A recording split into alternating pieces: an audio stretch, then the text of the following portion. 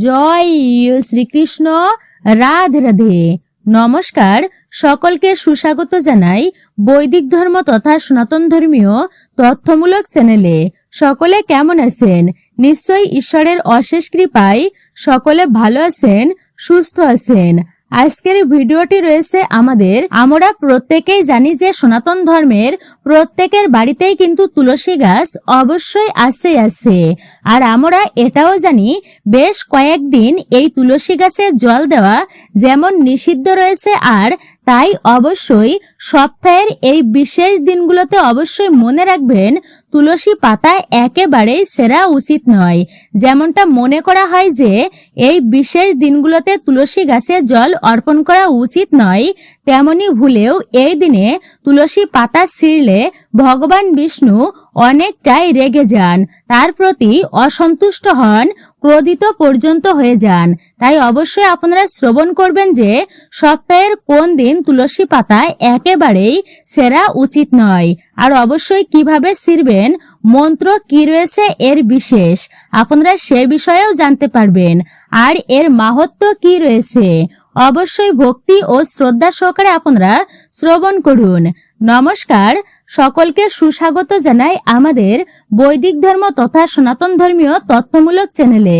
ভিডিওটি যদি আপনি শুরু থেকে শেষ পর্যন্ত মনোযোগ সহকারে শ্রবণ করে থাকেন, ভিডিওতে অবশ্যই একটি লাইক করবেন এবং কমেন্টে ভক্তি ভরে জয় মা তুলসীর জয়, জয় শ্রীকৃষ্ণের জয়, জয় শ্রী বিষ্ণুর জয়, অথবা আপনি আপনার আরাধ্য দেবদেবীর নামটি একটি বারের জন্য হলেও অবশ্যই লিখে জানাবেন।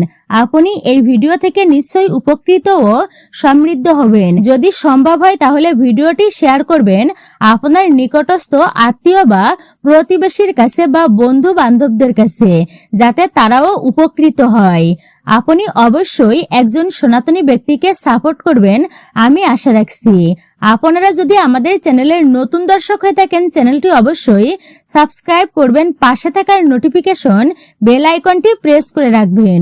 তাহলে চলুন প্রবেশ করা যাক আজকের মূল আলোচনায়। ভিডিওটি একদমই স্কিপ করবেন না, সম্পূর্ণই ভক্তিতে মনোযোগ সহকারে আপনারা শ্রবণ করুন। তুলসী গাছের সঙ্গে মা লক্ষ্মীর একটি বিশেষ সম্পর্ক রয়েছে। কথিত আছে যে ব্যক্তি নিত্যদিনে তুলসী গাছের পূজা অর্চনা করেন তার উপর মা লক্ষ্মীর বিশেষ কৃপা থাকে, দেবী তুলসীর বিশেষ কৃপা থাকে। সর্বদাই আর্থিক লাভ হয় তার জীবনে, তাদের সমস্ত মনস্কামনা পূর্ণ হয়, জীবনে সফলতা তাদের জীবনে অবশ্যই আসে এবং প্রত্যেকটি কাজে তারা এগিয়ে যেতে পারেন। কিন্তু মনে রাখবেন যে বিশেষ দিনে তুলসী গাছে যেমন জল অর্পণ করা একদমই উচিত নয়, তেমনি সপ্তাহের এই দিনগুলোতে তুলসী পত্র ছেঁড়াও উচিত নয়। জ্যোতিষ শাস্ত্র বলছে এই কয়েকটি দিন, হ্যাঁ এই কয়েকটি দিন যদি আপনারা তুলসী গাছের জল দেন বা তুলসী গাছের পাতা ছেড়েন, তো অবশ্যই আপনারা বিভিন্ন সংকটের সম্মুখীন হতে হবে আপনাকে। ভগবান বিষ্ণু অত্যন্তই ক্রোধিত হবেন তাদের প্রতি। সপ্তাহের এই দিন যদি তুলসী পাতা অর্পণ করেন, অর্থাৎ তুলসী পাতা যদি আপনারা ছেড়েন, তো যদি আপনি ভগবান বিষ্ণুর বিশেষ কৃপা পেতে চান, তুলসী গাছের এই দিনে কখনোই তুলসী গাছে আপনারা হাতও দেবেন না এবং আপনারা পূজা অর্চনা করবেন না এই দিনে তুলসী পত্র ছিঁড়ে। এতে আপনার আর্থিক দিকের নানান অসুবিধা সম্মুখীন হতে হবে। আর্থিক অসুবিধার আপনি সমস্ত কাজেই পিছিয়ে পড়বেন। শুধু তাই নয়, এই দিন তুলসী পাতা ছেঁড়া উচিত নয়, এতে ভগবান শ্রীহরি অত্যন্তই রেগে যাবেন আপনার প্রতি। আপনার জীবনে লেগে থাকবে আর্থিক সংকট, নানান সমস্যার মধ্য দিয়ে আপনাকে যেতে হবে। কোনো কাজে সফলতা অর্জন করতে পারবেন না আপনি, পরিবারের সকলের সঙ্গে আপনার অশান্তি লেগেই থাকবে। অবশ্যই আপনারা শ্রবণ করবেন যে সপ্তাহের কোন দিন তুলসী গাছের পাতা ছেঁড়া একেবারেই শুভ নয়, অর্থাৎ অশুভ হতে পারে আপনাদের জন্য। যদি দাম্পত্য জীবনে আপনারা সুখী থাকেন, তো সেই দাম্পত্য জীবন অর্থাৎ সেই সুখী দাম্পত্য জীবন অসুখী পর্যন্ত হতে পারে। তাই অবশ্যই এই বিশেষ দিনে তুলসী গাছে আপনারা হাতও দেবেন না এবং তুলসী গাছের পাতা একদমই ছেড়বেন না। অর্থাৎ আপনারা শ্রবণ করবেন কোন দিনে তুলসী গাছের পাতা ছেঁড়া উচিত নয়। আর বিশেষ করে মনে রাখবেন কোন দিন তুলসী গাছের পাতা ছেঁড়া অত্যন্তই শুভ হতে পারে, কিভাবে ছিঁড়বেন এবং এর মাহাত্ম্যই বা কি রয়েছে আপনারা তা অবশ্যই শ্রবণ করুন। তুলসী পাতা তোলার নির্দিষ্ট কিছু দিন এবং সময় আছে, যখন তখন তুলসী পাতা তোলা একদমই উচিত নয়। মনে রাখবেন অবশ্যই রবিবার, একাদশী, দ্বাদশী, সংক্রান্তি এবং সূর্যগ্রহণ, চন্দ্রগ্রহণের দিনে তুলসী গাছে আপনারা ভুলেও কিন্তু স্পর্শ পর্যন্ত করবেন না, পাতা তোলাও উচিত নয়। এবং বিশেষ করে সন্ধ্যার পর বা স্নান না করে তুলসী পাতা একেবারেই তোলা উচিত নয়। রবিবার তুলসী পাতা আপনারা তুলবেন না, এই দিন তুলসী পাতা তোলা অশুভ বলা হয়েছে। বিশ্বাস করা হয় এই দিনে তুলসী পাতা তোলা বা জল দিলে দেবদেবীরা নির্জলা তাদের উপবাস ভেঙে যায় এবং তারা অত্যন্তই অসন্তুষ্ট হন, আপনার জন্য অশুভ হতে পারে। একাদশী, দ্বাদশীতে তুলসী পাতা তোলা উচিত নয়। সংক্রান্তির দিনেও তুলসী পাতা তোলা উচিত নয়। সূর্যগ্রহণ, চন্দ্রগ্রহণের দিনগুলোতে তুলসী পাতা একেবারেই আপনারা তুলবেন না। সন্ধ্যার পরও তুলসী পাতা তোলা উচিত নয়। স্নান না করে তুলসী পাতা তোলা একেবারেই যাবে না। বাড়িতে কেউ মারা গেলে সন্ধ্যা পর্যন্ত তুলসী পাতা তোলা উচিত নয়। তুলসী পাতা তোলার আগে অবশ্যই বেশ কয়েকটি নিয়ম আপনাদেরকে মেনে চলতেই হবে। আপনি যখন পূজাতে তুলসী পাতা ব্যবহার করবেন তার আগে কয়েকটি নিয়ম, অর্থাৎ যখন আপনারা তুলসী গাছ থেকে পাতা অর্পণ করবেন, মানে তুলসী গাছ থেকে পাতা তুলবেন, সেই কয়েকটি নিয়ম মেনে অবশ্যই তুলসী পাতা আপনারা ছিঁড়বেন। তা না হলে আপনার সংসারে অর্থাৎ পরিবারে অমঙ্গল নেমে আসতে পারে। আপনারা এই কয়েকটি নিয়ম মেনে তুলসী পাতা আপনারা সকলেই অর্পণ করবেন। প্রথমত, তুলসী পাতা তোলার আগে সর্বদাই স্নান করে নেবেন। আগে কিন্তু একটি পরিষ্কার কাপড় পরবেন। কখনোই ভেজা কাপড়ে তুলসী পত্র আপনারা তুলবেন না। ভুলেও আপনারা ভেজা কাপড়ে তুলসী গাছ স্পর্শও করবেন না। তুলসী পাতা এই মুহূর্তে আপনারা অর্থাৎ তুলবেন না। তুলসী পত্র তোলার আগে আরেকটি বিশেষ নির্দেশ হলো আপনারা ডান হাত ব্যবহার করবেন। এগুলো সর্বদাই মঞ্জুরির সাথে উপরের পাতাগুলো আপনারা সেই উপরের পাতাগুলো থেকে মঞ্জুরির সাথে যা লেগে রয়েছে তা বাছাই করা অত্যন্তই জরুরি। তুলসী গাছের পাতা ভাঙার জন্য কখনো নখ ব্যবহার করবেন না, সব সময় আঙুলের ডগা ব্যবহার করুন। তুলসী গাছের পূজা করার জন্য আপনারা সর্বদাই সকাল এবং সন্ধ্যায় একটি প্রদীপ জ্বালানো অবশ্যই উচিত এবং একটি করে ফুল অর্পণ করা উচিত। যদি পারেন তো এই শুভ সময়ে তুলসী পাতা আপনারা অর্পণ করতে পারেন। ব্রহ্ম মুহূর্তে অর্থাৎ ভোর 4টা থেকে 5টা 30-এর মধ্যে এই শুভ সময়ে তুলসী গাছের পাতা অবশ্যই আপনারা পত্র তুলতে পারেন এবং এই শুভ সময়ে তুলসী পাতা সেরা অত্যন্তই শুভ হবে আপনাদের জন্য। আপনাদের জন্য কিন্তু তা অত্যন্তই মঙ্গল হবে। অবশ্যই শ্রবণ করলেন যে সপ্তাহের কোন দিন তুলসী পাতা তোলা উচিত নয়। আর বিশেষ করে এই শুভ দিনে তুলসী পাতা যদি আপনারা তুলতে পারেন তাহলে অবশ্যই আপনার প্রচুর আশীর্বাদ এবং সৌভাগ্য বয়ে নিয়ে আসবে আপনার জীবনে। তুলসী পাতা তোলার নির্দেশ অনুসারে বৃহস্পতিবার হলো তুলসী পাতা এবং মঞ্জুরি তোলার জন্য সবচেয়ে ভালো দিন এবং শুভ দিন। বৃহস্পতিবার তুলসী পাতা তুললে জীবনে প্রচুর পরিমাণ আশীর্বাদ আসে। এছাড়াও মনে রাখবেন আপনারা সর্বদাই সূর্যোদয়ের আগে অথবা ব্রহ্মা মুহূর্ত চলাকালীন তুলসী পাতা তোলা সর্বদাই উচিত এবং শুভ হবে আপনার জন্য। মনে রাখবেন সর্বদাই মাথা নত করে আশীর্বাদ নিতে ভুলবেন না তুলসী মায়ের থেকে, অর্থাৎ ভক্তি ভরে আপনারা প্রণাম করবেন। যদি তুলসী গাছের পাতা নিচ থেকে পড়ে তাহলে সেই পাতাগুলো ধর্মীয় আচার অনুষ্ঠানের জন্য ব্যবহার করতে পারেন আপনারা। বাড়িতে তুলসী গাছের পূজা করার কিছু নির্দেশ হলো ভক্তদের তুলসী গাছ অর্থাৎ তুলসী গাছের পূজা করার আগে স্নান করা অবশ্যই উচিত এবং ঘিয়ের প্রদীপ অবশ্যই জ্বালানো উচিত। তুলসী পূজার আগে আপনারা স্নান করে শুদ্ধ বস্ত্র পরিধান করবেন। তারপরে আপনারা শুদ্ধ ঘিয়ের প্রদীপ অবশ্যই জ্বালাবেন যদি সম্ভব হয়। ফুল দেওয়া উচিত এবং তুলসী গাছে জল দেওয়া উচিত। বিশেষ করে সপ্তাহের এই কয়েকটি দিনে আপনারা তুলসী গাছে জল দেবেন না এবং তুলসী পাতা আপনারা তুলবেন না। প্রাচীন কাল থেকে তুলসী গাছ লাগানো এবং তুলসীর পূজা অর্চনা করা সনাতন হিন্দু ধর্মের রীতি রয়েছে বিশেষ। পুরাণ অনুসারে তুলসী গাছটি ভগবান শ্রীবিষ্ণুর প্রিয় এবং দেবী লক্ষ্মীর প্রকাশ। এছাড়া মানুষ তুলসী গাছকে শুভ বা উপকারী বলেই মনে করেন, কারণ এটি সৌভাগ্য, প্রাচুর্য বা সমৃদ্ধিকে আকর্ষণ করে। এটি মানুষের ঘরকে অশুভ থেকে রক্ষা করে শুভ শক্তি প্রবেশ করে মানুষের বাড়িতে। তুলসী গাছ যে বাড়িতে থাকে, তুলসী গাছ ভগবান শ্রীকৃষ্ণ এবং শ্রীবিষ্ণুর অত্যন্তই প্রিয়। তাদের পূজায় কখনো তুলসী পত্র ছাড়া কিন্তু তাদের ভোগ সম্পূর্ণ হয় না। পূজা পর্যন্ত সম্পূর্ণ হয় না তুলসী পত্র নিবেদন ছাড়া ভগবান শ্রীবিষ্ণুর এবং ভগবান শ্রীকৃষ্ণের।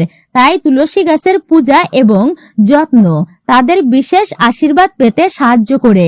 সন্তুষ্ট করতে আপনারা তুলসী গাছের এইভাবে পূজা অর্চনা অবশ্যই করবেন। এতে ভগবান শ্রীবিষ্ণু শ্রীকৃষ্ণ অত্যন্তই প্রসন্ন হবেন আপনাদের উপর। যেই বাড়িতে তুলসী গাছ থাকে সেই বাড়িতে সবসময় নারায়ণের আশীর্বাদ বজায় থাকে। এই কথাটি সকলের মাথায় রাখা উচিত। আর অবশ্যই পূজার সময় আমরা তুলসী পাতা ব্যবহার করি। এই তুলসী পাতাটি কিভাবে আপনারা অর্পণ করবেন এবং কিভাবে তুলবেন এবং সপ্তাহের কোন কোন দিন তুলসী পাতা তোলা উচিত নয় সেই বিষয়টি আলোচনা করা হলো। এবার অবশ্যই আপনারা শ্রবণ করবেন এই তুলসী পাতা কেন নারায়ণের পূজায় দিতে হয়, এই তুলসী পত্র তা অবশ্যই আপনারা শ্রবণ করুন। এই ব্রত কথাটি শ্রবণ করতে হয়। শ্রবণের ফলে অবশ্যই আপনার সৌভাগ্য উন্নতি হবে এবং বাড়িতে অমঙ্গল দূর হবে। মহাদেব যেমন সন্তুষ্ট হন বেলপাতায়, তেমনি ভগবান শ্রীবিষ্ণু অবশ্যই প্রসন্ন হন তুলসী পাতা ব্যবহারের ফলে, তুলসী পাতা অর্পণের ফলে। কিন্তু এই তুলসী পাতা বিষ্ণু পূজায় অবশ্য হলেও মহাদেবের পূজায় একেবারে নিষিদ্ধ, যার নৈপথ্য রয়েছে এক প্রচলিত পৌরাণিক কাহিনী। মূলত পদ্ম পুরাণে কথিত রয়েছে জলন্ধর ও শূরবদের কাহিনী। এখান থেকেই শ্রীবিষ্ণুর পূজায় অবশ্যই তুলসী আবশ্যিক। কথার কারণ হচ্ছে আন্দাজ করা যেতেই পারে, বলা যেতে পারে পুরাণকালে জলন্ধর নামে এক ভয়ঙ্কর অসুর ছিল। পুরাণ মতে এটি জানা যায়। তবে এর নাম নিয়ে পুরাণে অনেক কাহিনী প্রচলিত আছে। বিশেষ করে বলা হয়েছে পুরাণ ভেদের মতো পার্থক্য রয়েছে। পুরাণ ভেদ জলন্ধরকে শঙ্খচূড় হিসাবেই পাওয়া গেছে পুরাণের মধ্যে। স্বাভাবিক নিয়মে অন্যান্য অসুরদের মতোই তপস্যার জোরে তিনি অতুল ক্ষমতার অধিকারী হয়ে উঠেছিলেন।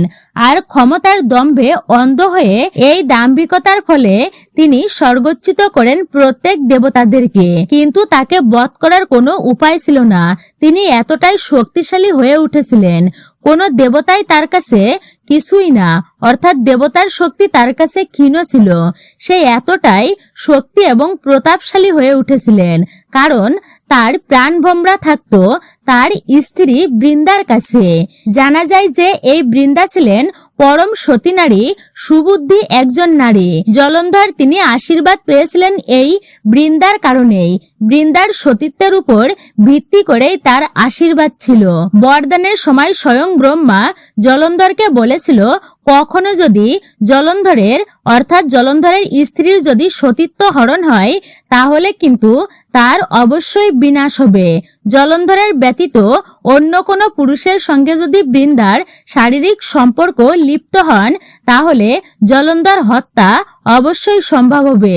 সেই বরের জোরে ত্রিভুবন জুড়ে ভয়ানক অত্যাচার শুরু করে জলন্ধর। দেবতারা একসময় অসহায় হয়ে পড়ে তারা তখনই মহাদেবের শরণাপন্ন হয়।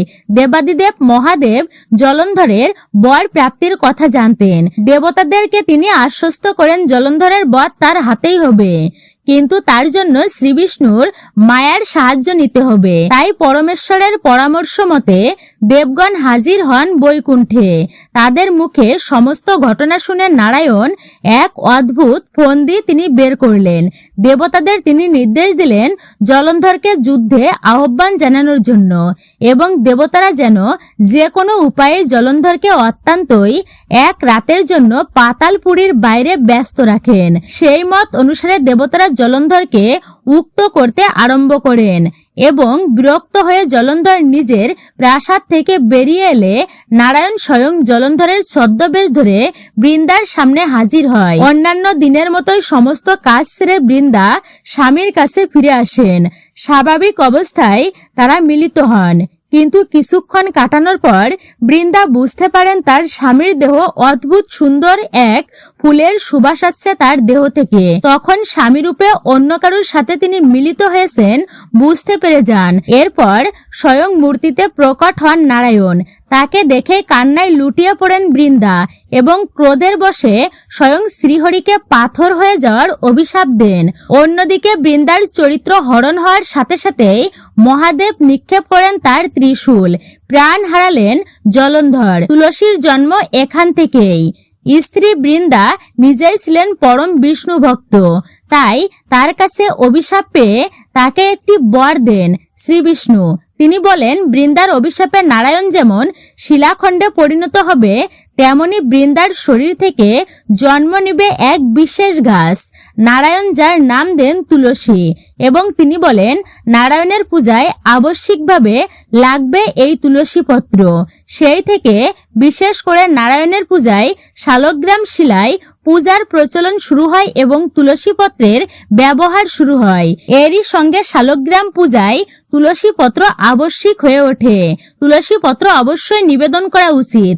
অন্যদিকে মহাদেবের হাতে জলন্ধরের মৃত্যু হয়েছিল বলে তার পূজায় কোনোভাবেই তুলসী পত্র ব্যবহার করা উচিত নয়, ব্যবহার নিষিদ্ধ রয়েছে।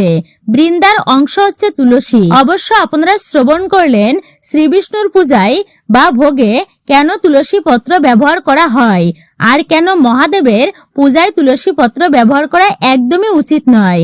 আর আপনারা শ্রবণ করলেন তুলসী পাতা সপ্তাহের কোন দিনে তুলসী পত্র বিশেষ করে তোলা উচিত নয় এবং তোলা উচিত কোন শুভ সময়ে, এই বিষয়ে আপনারা জানতে পারলেন। জয় শ্রীকৃষ্ণ, রাধে রাধে। মূলত এটাই ছিল আমাদের বৈদিক ধর্ম চ্যানেলের আজকের মূল্যবান ভিডিওটি আপনার কাছে কেমন লেগেছে মূল্যবান মতামত জানাতে একদমই ভুলবেন না। অবশ্যই কমেন্টে জয় মা তুলসী দেবীর জয় লিখতে আপনারা ভুলবেন না। চ্যানেলে নতুন হলে চ্যানেলটি সাবস্ক্রাইব করবেন, পাশে থাকার নোটিফিকেশন বেল আইকনটি অবশ্যই অল করে দিবেন। একজন সনাতনী ব্যক্তিকে আপনারা সাপোর্ট করবেন আমি আশা রাখছি। সকলে ভালো থাকুন, সুস্থ থাকুন, পরম করুণাময় ঈশ্বরের অশেষ কৃপায়। আবারও আপনাদের সাথে কথা হবে মূল্যবান কোনো বিষয় নিয়ে।